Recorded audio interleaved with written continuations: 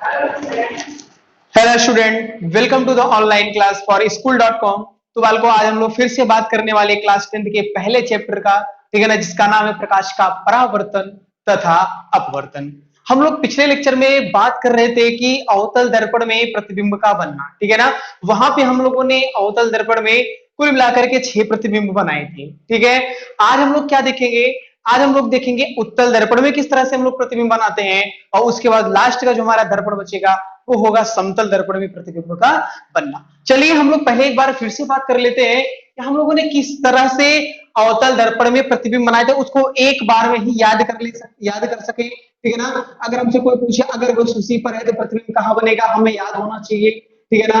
अनंत पे है तो प्रतिबिंब कहाँ बनेगा, तो उसके लिए हम लोग क्या करेंगे, एक ट्रिक के साथ उसको आसानी से समझ सकते हैं। तो हम लोग उस ट्रिक को देखें। तो हम लोग मान लेते हैं अपने पास ये अवतल दर्पण है, ये अपने पास एक अवतल दर्पण है, ठीक। इसके एक पृष्ठ पे क्या करते हैं, कलई कर देते हैं। ये रहा अपना मुख्य अक्ष पी एफ सी, ठीक है, पी एफ सी। अब हम लोग अगर बाल को बात करें तो हम लोगों ने कुल मिलाकर के 6 कंडीशन देखे थे अवतल दर्पण में। एक था अनंत पर, एक था सी से परे, और दूसरा क्या, तीसरा क्या था सी पर, अगला क्या था सी और एफ के बीच में, अगला क्या था एफ पर, उसके लास्ट वाला पॉइंट क्या था एफ और पी के बीच में। अब हम लोग क्या कर सके कि इसको अगर हम लोग, अगर हमसे को डायरेक्ट पूछे बिना चित्र के साथ, हम लोग याद कैसे करेंगे कि इसका प्रतिबिंब यहाँ बनेगा और इस तरह से इतना बड़ा बनेगा। तो अगर ध्यान से अगर हम लोग समझें तो हम लोगों को पता है कि जिस तरह से हम लोग दर्पण के समीप जाते हैं, जो हमारा प्रतिबिंब होता है वो दर्पण में धीरे धीरे बड़ा बनता जाता है, ठीक है ना। तो वैसे हम लोगों ने भी यहाँ पे देखा था कि जिस तरह से हम लोगों ने दर्पण के साथ यानी समीप आने का प्रयास कर रहे थे, हमारा प्रतिबिंब क्या कर रहा था, वो धीरे धीरे बड़ा बन रहा था, ठीक है। तो अगर हम लोग बात करें इस दर्पण की, तो यहाँ पे हम लोग सबसे पहले कहाँ लेकर के बैठे थे, सबसे पहले अनंत पर थे हम लोग, ठीक है ना। जब अनंत पर थे तो प्रतिबिंब कहाँ बना था, एफ पर।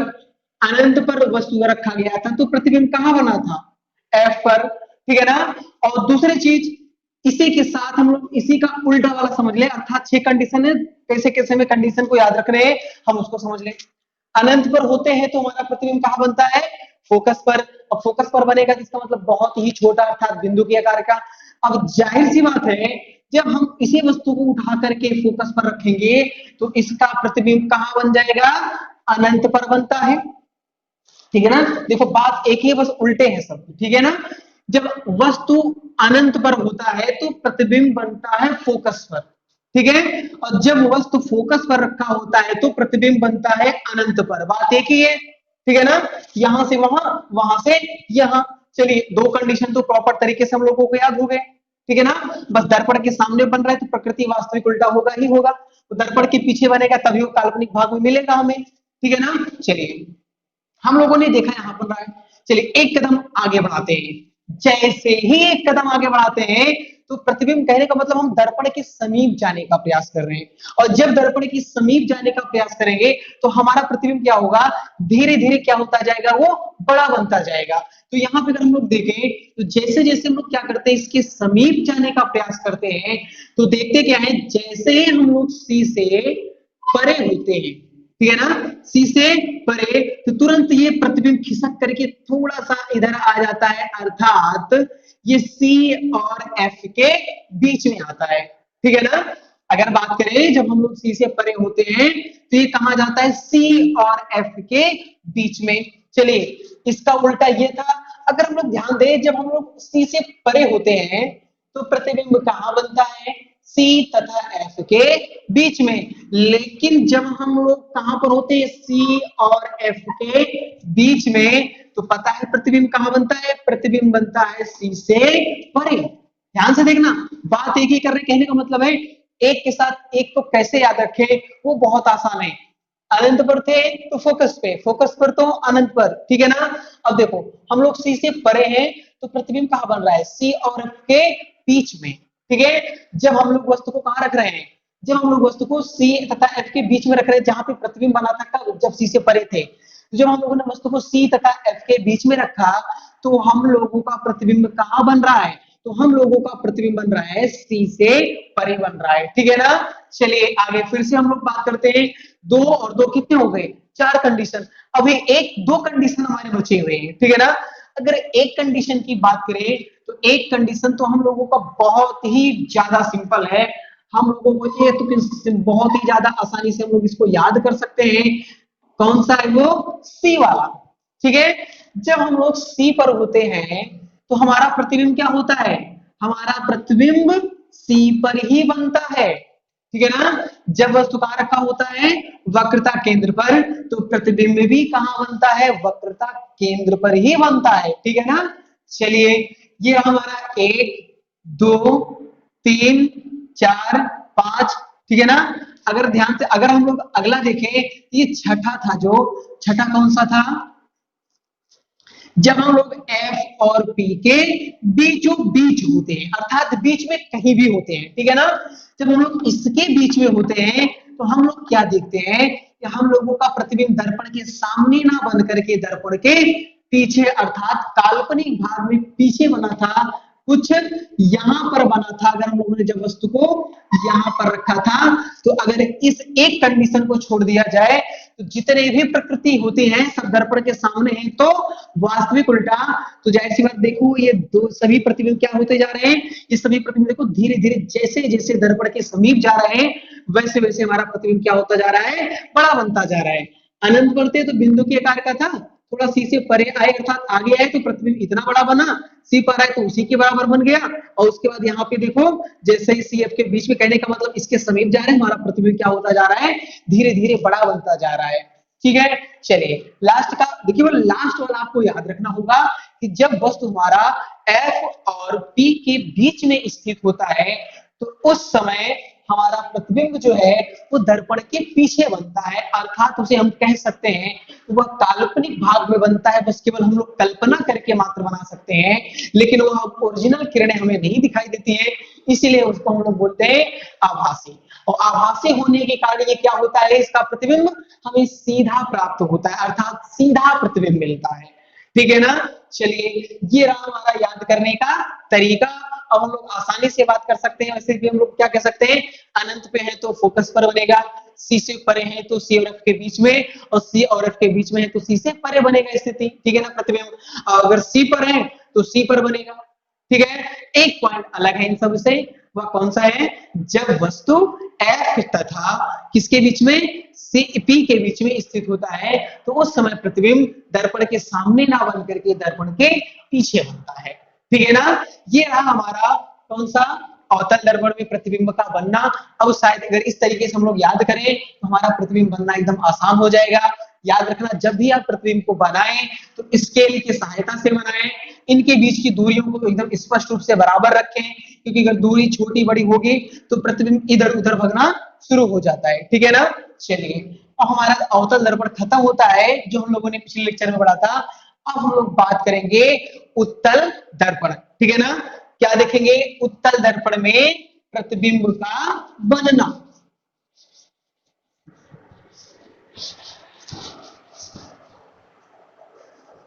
चलिए हम लोग क्या करते हैं, यहाँ पे एक उत्तल दर्पण लेते हैं। हम लोगों को पता है कि जो उत्तल दर्पण होता है उसका परावर्तक पृष्ठ क्या होता है, उभरा हुआ होता है, ठीक है ना। और इसका जो ये वाला अगर क्वेश्चन देखे तो ये दबा हुआ भाग क्या होता है, यहाँ पे दबे हुए भाग पे हम लोग क्या करते हैं, कलई कर देते हैं, ठीक है ना। यहाँ पर ये जस्ट उत्तर अवतल का उल्टा होता है, ठीक है। चलिए हम लोग क्या करते हैं, यहाँ पे एक मुख्य अक्ष लेते हैं, ठीक है, नाम लिख लेते हैं पी, ठीक है ना। अगर एक चीज जो बहुत ही जरूरी है, अगर उसको हम लोग देखें तो ये झुका किस तरफ है, ये जिस तरफ झुकेगा इसका केंद्र उसी तरफ होगा, इसका फोकस उसी तरफ होगा। तो क्या हम लोग अवतल दर्पण की तरह हम लोग क्या इसको यहाँ पे पी एफ सी को लिख सकते हैं, कभी नहीं। जो भी हमारा एफ और सी होगा वो दर्पण के उस तरफ होगा जिस तरफ दर्पण क्या होगा, दबा हुआ होता है, ठीक है ना। तो यहाँ पे देखिए इस तरफ दबा हुआ है तो इसका फोकस भी इसी तरफ होगा और वक्रता केंद्र भी इसका इसी तरफ होगा, ठीक है ना। चलिए यहां तक तो हम लोगों ने देख लिया। अब हम लोगों को एक चीज और पता है, वो कौन सी है? हम लोग एक चीज हमेशा याद रखेंगे कि जो दर्पण में किरण चलता है, प्रकाश चलता है, वह हमेशा बाएं भाग से ही चलता है, अर्थात दाहिने भाग से किरण कभी नहीं आता है, हमेशा कहां से आता है? बाएं भाग से। तो इसलिए अगर ये इस तरफ झुका हुआ है एफ और सी इस तरफ है, इसका मतलब हम लोग ये नहीं है कि प्रकाश को इस तरह से लाएंगे, प्रकाश तो हमेशा इसी तरफ से ही चलेगा, ठीक है ना? चलिए, ये रहा हमारा अवतल उत्तल दर्पण, हम लोगों ने सारे पॉइंट्स को लिख लिया।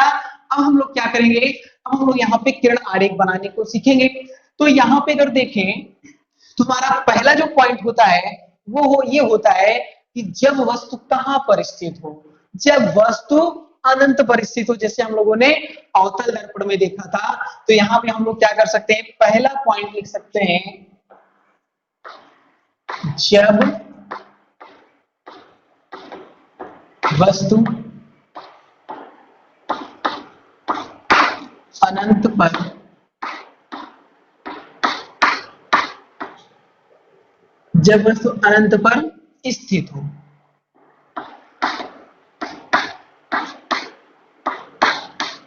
ठीक है, जब वस्तु कहां पर स्थित हो? अनंत पर स्थित हो। तो हम लोग क्या करते हैं? जब वस्तु अनंत पर स्थित होता है तो हम लोग के दोनों वस्तुओं को अनंत पर ही लेते हैं, जिससे ये देखो, तो आपको पता है कौन सी किरण क्या कर सकती है? इससे टकराएगी दर्पण से, जो किरण मुख्य अक्ष के समांतर होगी, ठीक है ना? तो पहली किरण मुख्य अक्ष के समांतर, ये भी मुख्य अक्ष के समांतर, इसमें एरो को आप दिखा देना।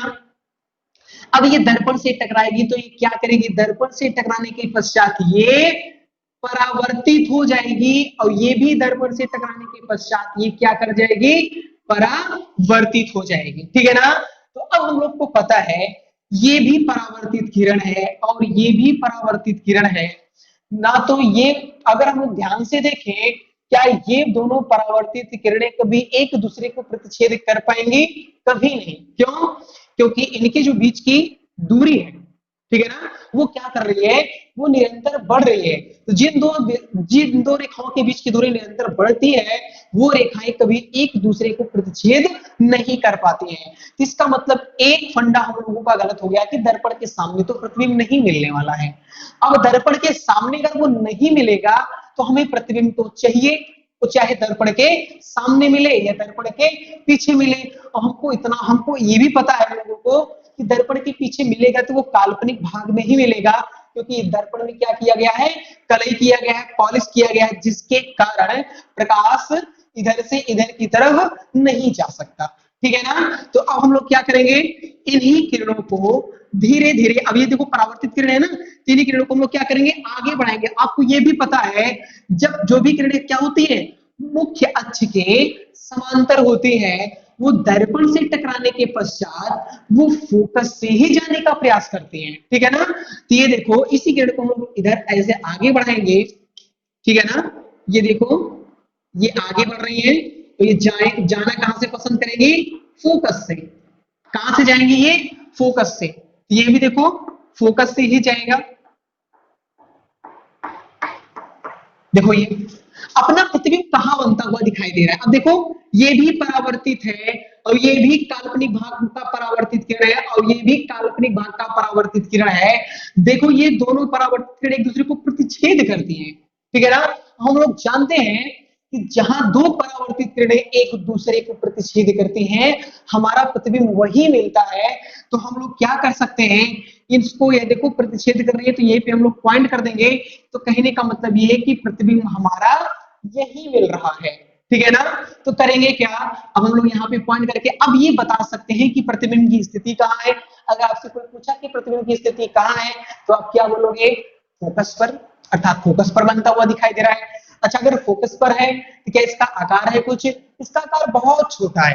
क्या है? बहुत छोटा। अब देखो, ये काल्पनिक भाग में है तो आभासी है, तो आभासी के साथ क्या चलता है? तो आभासी के साथ हमेशा सीधा चलता है, ठीक है ना? अभी नहीं सीधा दिख रहा है, आगे चल करके सीधा दिख जाएगा जब हम लोग एक स्टेप और पढ़ेंगे, ठीक है ना? तो यहाँ पे हम लोग क्या करने वाले हैं? इनकी प्रकृति की लिखेंगे, अर्थात इनकी तीनों कंडीशन को लिखेंगे। तो यहाँ पे हो जाएगा प्रतिबिंब की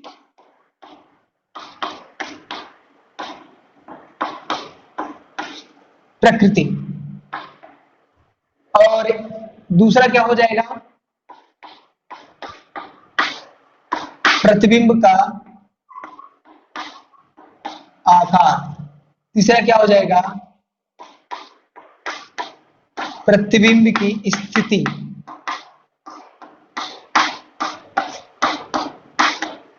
ठीक है ना। चलिए एक एक पॉइंट हम वहां से देख करके लिख सकते हैं। काल्पनिक भाग की परावर्तित किरणें हैं तो आभासी होगा। क्या होगा, आभासी। ठीक है। चलिए आभासी के साथ क्या चलता है, सीधा। आभासी के साथ क्या चलता है, सीधा। और वास्तविक के साथ क्या चलता है, उल्टा। प्रतिबिंब का आकार, तो प्रतिबिंब अगर वस्तु अनंत पर है तो बड़ा होगा, और प्रतिबिंब कहां बन रहा है, बहुत ही दर्पण में छोटा, अर्थात पॉइंट के जैसा। तो यहां पे हम लिख सकते हैं वस्तु के आकार से अत्यधिक छोटा। वस्तु के आकार से अत्यधिक छोटा, अर्थात बिंदु के आकार का। बिंदु के, ठीक है ना, किसके आकार का, बिंदु के आकार का। अब हम लोग प्रतिबिंब की स्थिति के बारे में अगर बात करें तो प्रतिबिंब हमें कहां बनता हुआ दिखाई दे रहा है, तो हमारा प्रतिबिंब हमें फोकस पर बनता हुआ दिखाई दे रहा है, अर्थात प्रतिबिंब कहां बन रहा है। ठीक है, स्पष्ट हुआ एकदम अच्छे से। अब हम लोग क्या कर सकते हैं, इसके बाद अगले नंबर की बात करेंगे। तो अगले नंबर में क्या होगा, अगला नंबर बहुत ही सिंपल है, क्योंकि हम लोग जानते हैं कि उत्तल दर्पण में दो ही प्रतिबिंब बनते हैं। अगर हाँ दिमाग में क्वेश्चन उठता है उत्तल दर्पण में क्यों दो प्रतिबिंब बनते हैं, अवतल में क्यों 6 बनते हैं, ठीक है ना। अगर हम लोग उत्तल की बात करें, ये उत्तल दर्पण में दो प्रतिबिंब इसलिए बनता है क्योंकि इसका फोकस और वक्रता केंद्र इधर की तरफ है। अगर ये इधर की तरफ होता तो हम लोग क्या कहते हैं, चलो अनंत भी बनाए, फिर सी से परे होता, फिर सी पर होता, फिर सी एफ के बीच में होता, कुछ इस तरह से आगे बढ़ते हम लोग। लेकिन इसका फोकस और वक्रता केंद्र इधर की तरफ है, और इसका मतलब यहाँ इधर की तरफ नहीं है। तो अनंत के अलावा हमारा कौन सा हो सकता है, अनंत के बाद हम ध्रुव तथा अनंत के बीच में वस्तु को कहीं भी रख दे, प्रतिबिंब तो एक ही जगह बनने वाला है, और वह जगह पहले से ही कंफर्म होता है। ठीक है ना। तो यहाँ पे अगर हम लोग बात करें, अगर हम लोग वस्तु को जब अनंत और पी के बीचों बीच यानी कहीं भी रख देंगे, अर्थात उसके बीच में कहीं भी रखेंगे, तो प्रतिबिंब एफ और पी के बीच में ही बनेगा। आगे देखेंगे कैसे बनेगा। अच्छा, तीसरे कंडीशन की बात करें तो आपको पता है कभी भी कोई भी वस्तु दर्पण पे नहीं रखा जाता, वह दर्पण से कुछ दूरियों पर रखा जाता है। ठीक है ना। ऐसे हम लोगों ने कहां पे देखा था, अवतल दर्पण में भी देखा था कि वस्तु को हम लोग ध्रुव पर नहीं रखे थे, अर्थात ध्रुव से पहले बहुत सारी क्वांटिटी जो आई थी, एफ से परे, सी से परे, ठीक है ना, तो उस सब जगहों पे हम लोगों ने रखा था। तो यहाँ पे अब हमारा जो अगला कंडीशन है वो ये है, अनंत तथा ध्रुव के बीच में कहीं भी स्थित हो। जब वस्तु कहां पर हो, अनंत तथा पी के बीच में कहीं भी स्थित हो, प्रतिबिंब तो केवल उसका एफ और पी के बीच ही बनेगा। आप चाहे जहां रख करके देख लें। ठीक है ना। तो हम लोग क्या करने वाले हैं, अगर एक स्टेप आगे बढ़े, जब वस्तु कहां पर हो, अनंत अनंत तथा पी के बीच में कहीं भी आप रख सकते हैं, स्वतंत्र है पूरी तरह से। ठीक है ना। इन कंडीशनों को हम लोग मिटा दें। अब हमारे सामने एक नया कंडीशन आने वाला है। ठीक है। चलिए इस चित्र को भी मिटाते हैं, एक नया चित्र बनाते हैं हम लोग। नए चित्र के माध्यम से समझेंगे। ये अपना उत्तल दर्पण है। ठीक है। ये हो गया मुख्य अक्ष,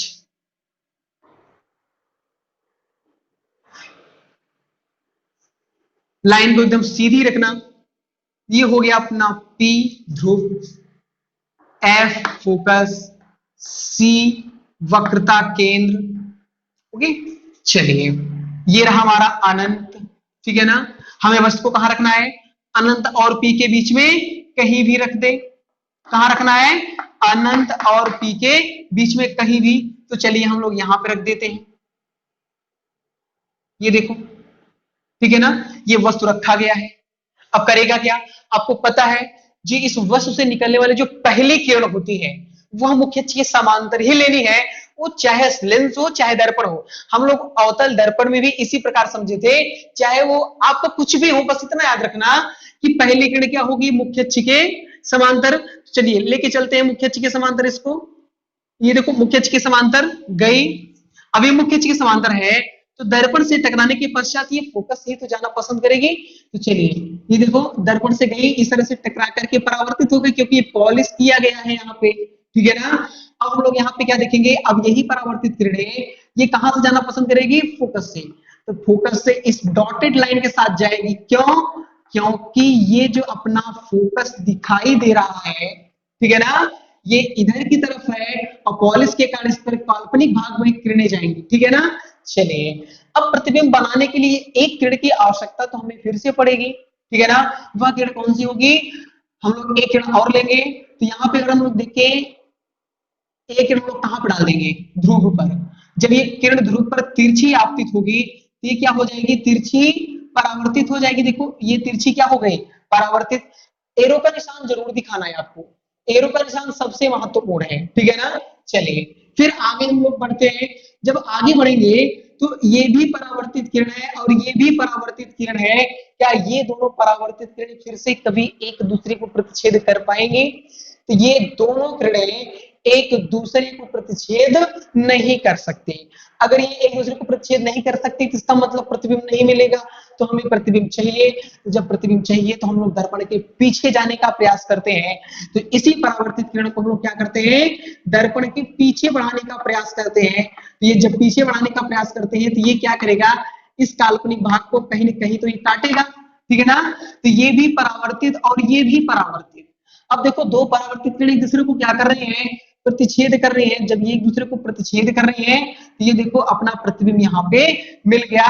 तो हम लोग ये कह सकते हैं, जब वस्तु अनंत तथा पी के बीच में कहीं भी स्थित होता है तो उस समय हमारा प्रतिबिंब कहाँ मिलता है, एफ तथा पी के बीच में, एकदम बीचों बीच मिलता है।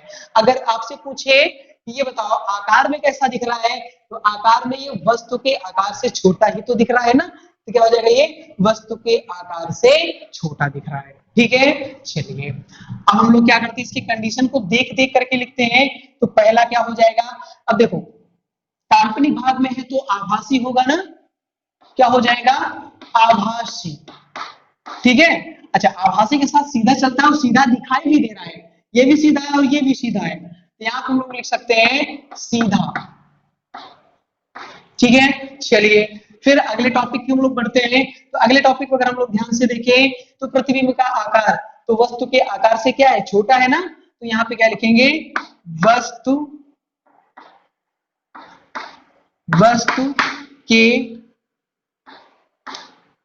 आकार से